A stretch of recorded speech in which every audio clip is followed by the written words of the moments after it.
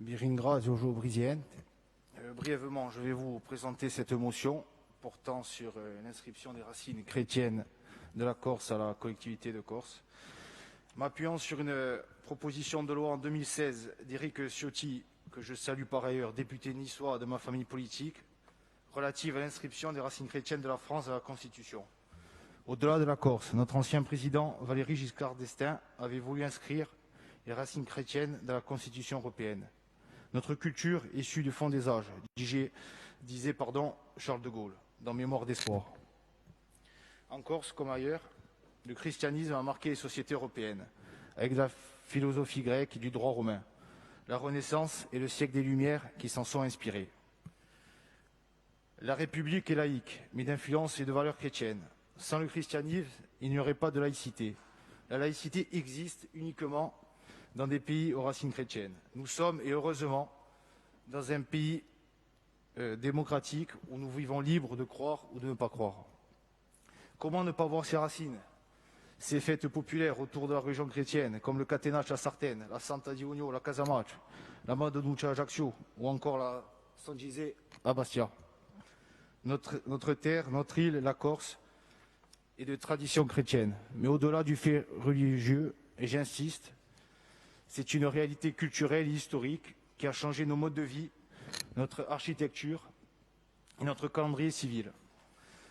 Pour terminer, je sais bien que cette motion a une portée très politique, mais le fait de voter symboliquement à cette motion marquerait un signe de reconnaissance de ce que nous sommes collectivement jusqu'à maintenant. Beringra Jassari.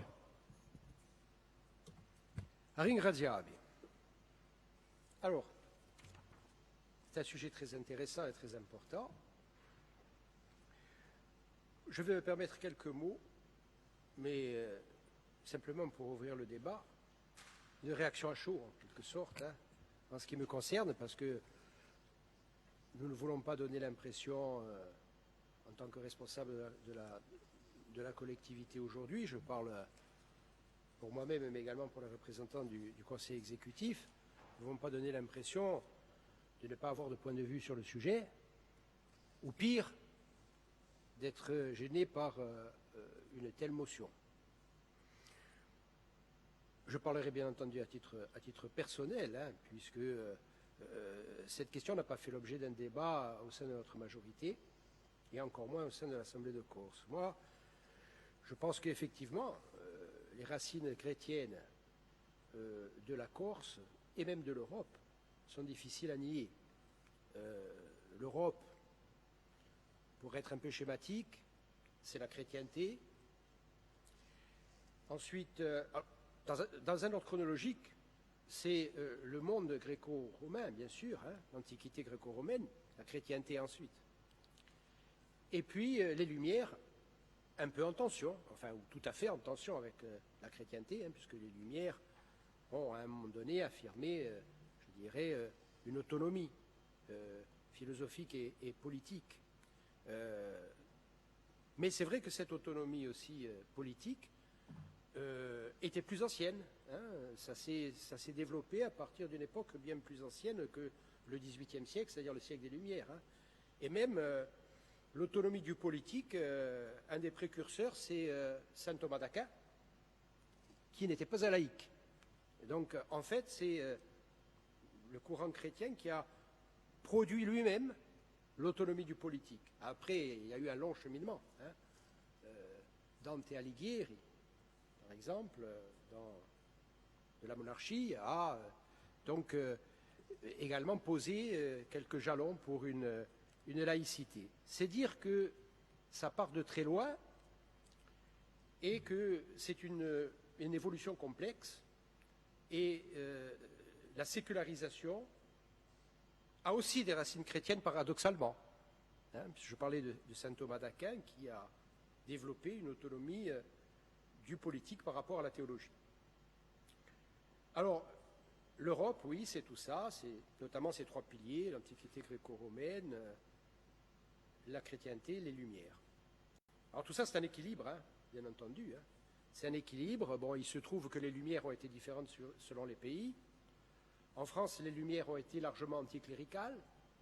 beaucoup moins en Italie, même si, évidemment, il y avait cette tension aussi. Hein, et puis il y avait des auteurs anticléricaux en Italie aussi, mais globalement, les Lumières italiennes étaient beaucoup moins anticléricales, et c'est ce qui explique qu'aujourd'hui, la laïcité italienne n'est pas une laïcité de combat, comme disent les Français, ou une laïcité virulente, comme disent les chercheurs américains en parlant de la laïcité française, mais c'est vrai que les Italiens ont une laïcité plus tranquille, donc plus mesurée, parce que les Lumières italiennes étaient d'une nature différente.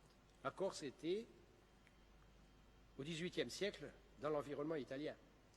Et donc c'est vrai que nous avons une approche sur la question de la sécularisation et de la laïcité. Nous avons une approche qui est influencée aussi par cette histoire, même si ensuite la laïcité française a influé, par sa présence, a influé grandement sur les Corses d'aujourd'hui. Hein, mais les couches profondes, philosophiques, à cet égard, eh bien, il faut aussi leur donner une place. Alors donc, les racines chrétiennes, effectivement, elles sont difficiles à nier, s'agissant de l'Europe, s'agissant de la Corse tout particulièrement. Et d'ailleurs, en Corse, on a même quelques particularités qui se manifestent aujourd'hui. Lorsque, par exemple, on renouvelle les vœux des magnifiques anciens le jour de la Madonnunca, bon, c'est quelque chose qui, du point de vue de la laïcité française, est très choquant. Hein. D'ailleurs, souvent, le préfet regarde dans l'autre sens au moment où on renouvelle. Hein, bon, c'est pas tout à fait conforme, mais c'est vrai que ça, c'est aussi notre histoire, c'est notre manière d'être, et je crois qu'il ne faut pas, évidemment, l'ignorer, et encore moins en avoir honte.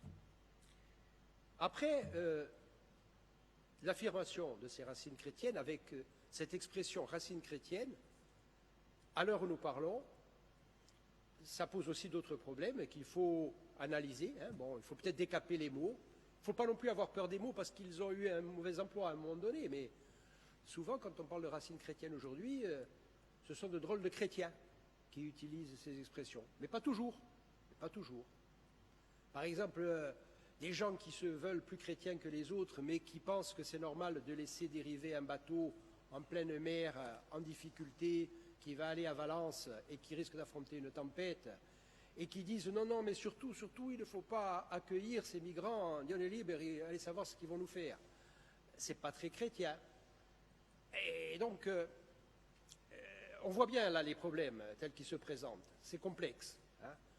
Alors, j'en aurais terminé. Moi, je crois que notre culture chrétienne, et pour certains d'entre nous, nos adhésions chrétiennes, spirituelles, pour un certain nombre d'entre nous, puisqu'il y a, comme vous l'avez dit, ceux qui croient, ceux qui ne croient pas, hein, ceux qui croyaient au ciel, vous connaissez Aragon. Mais ce qu'il faut, c'est aussi être dans une sincérité collective et plutôt dire ce que nous voulons faire ensemble. Et de quelle manière nous voulons être culturellement chrétiens, si nous sommes toujours chrétiens pour un certain nombre d'entre nous, et ce que nous retenons de nos racines chrétiennes, si nous affirmons que nous avons des racines chrétiennes. Moi, je suis d'accord pour affirmer que nous avons des racines chrétiennes, mais à partir du moment où le reste suit, et où le comportement collectif est chrétien. Et je pense même qu'il est plus intéressant d'avoir un comportement qui va en ce sens que d'avoir une affirmation de principe. Et ce qui me paraît éminemment suspect, c'est d'affirmer que l'on est chrétien simplement par opposition et par volonté de clivage. Et attention, je ne vous fais pas du tout ce procès d'intention, hein, que les choses soient claires, hein, M. Tarilli, ce n'est pas du tout ça mon propos. Hein. Mais il y a un certain nombre de nos compatriotes aujourd'hui, en Corse, qui sont dans cet état d'esprit. Il y en a même qui se découvrent chrétiens alors qu'ils ne l'ont jamais particulièrement été. Moi, j'en connais certains, hein, qui sont en classe avec moi, qui n'étaient pas spécialement chrétiens. Hein. Ils n'ont pas fait leur communion, qui pensaient à autre chose, et qui, ils avaient sans doute tout à fait le droit d'avoir le cheminement, et puis ils ont même le droit d'avoir ensuite été touchés par la grâce, c'est très bien. Mais enfin, il y en a certains qui ont été touchés par la grâce précisément au moment où on sentait qu'il y avait aussi une autre religion qui se développait et qui semblait... voilà, alors, on n'est pas chrétien contre d'autres si on est chrétien, vous voyez ce que je veux dire. Donc, voilà, la problématique, elle est que l'affirmation des valeurs chrétiennes de la Corse, c'est très bien, des racines ou des valeurs, moi je préfère d'ailleurs valeurs que racines, L'affirmation des valeurs chrétiennes, oui, ça fait partie de ce que nous sommes. Nous ne sommes pas que ça, mais nous sommes aussi cela. Pour un certain nombre d'entre nous, c'est même important dans notre pensée politique. Moi, je le revendique, à titre personnel, y compris sur le plan politique. Mais je pense qu'il faut être cohérent et que l'affirmer, c'est affirmer aussi un certain nombre de choses qui vont avec et qui sont naturelles. Et ça n'est pas non plus aller vers un clivage et se positionner de cette manière par opposition à d'autres qui peuvent ou qui ont vocation à vivre avec nous dans l'avenir. Voilà, moi, les quelques éléments. Alors, ce n'est pas du tout une position, parce que je ne sais pas, sur cette motion-là, bon, je la découvre, je ne sais pas ce qu'il faut faire à cet égard. Il faut qu'on en discute. On peut avoir conclusion commune, consensuelle, ce serait très bien. Je ne parle pas d'aujourd'hui, parce qu'aujourd'hui, c'est à vous de débattre, mais ensuite, à l'Assemblée de Corse, on peut aussi, pourquoi pas, avoir cette discussion-là. Mais en tout cas, ce que je voulais vous dire, c'était mon sentiment à chaud, c'est que il faut plutôt faire en sorte que ce que nous avons de meilleur et qui nous vient de la chrétienté, qui nous a influencés, se manifeste dans la pratique, plutôt que par des affirmations. Après, les affirmations, elles peuvent venir, mais à condition qu'il y ait une cohérence avec ce que nous faisons. Voilà ce que je voulais dire, comme ça, je dirais à brûle-pourpoint et à chaud, hein, mais ce n'est pas en contradiction avec ce que vous présentez. Hein. Bien sûr, bien sûr.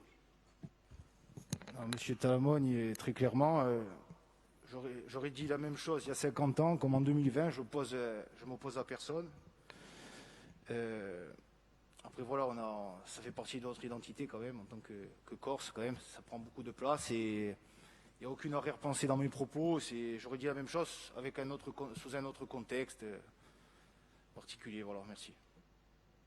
Merci, M. Thierry, mais je vous l'avais dit et je vous le répète, moi je ne vous fais aucun procès d'intention, mais je sais que cette arrière-pensée existe au sein de la société corse aujourd'hui. C'est pour ça que j'en fais état, parce que chez certains de nos compatriotes, ça existe. La parole est à qui la demande ?